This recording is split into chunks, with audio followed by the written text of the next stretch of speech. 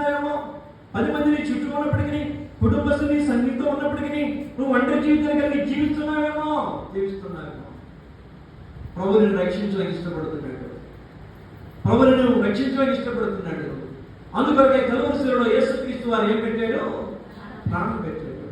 ఆయన విశ్వాసం వచ్చినట్లయితే ప్రభు నిన్ను, దావీదు వారికి అధిపతి ఆయను, దానికి మాట చెప్పుకుంటే వారికి రక్షకుడు. అందుకని వారందరూ కూడా ఏం చేశారు? దావీదు దగ్గరకు వచ్చి చేరారు. కాబట్టి ఎంతమంది అంటే కొంచెం ఒక్కడైన వాడు ఇప్పటికి ఎంతమంది అయ్యారు? 400 మంది అయిపోయారు. తర్వాత ఇంకా రాజు అయిన తర్వాత లక్షలు అనుకోండి, వేరే విషయం. కాబట్టి మనం అక్కడ దాకా పోవట్లేదు. కాబట్టి ఎంతమంది దావీదు దగ్గరికి, ఒంటరి వాడి దగ్గరికి రావడానికి కారణం ఏమిటి? దావీదు వారిని విడిపిస్తాడు, వారిని రక్షిస్తాడని. కానీ మన జీవితంలో సంఘం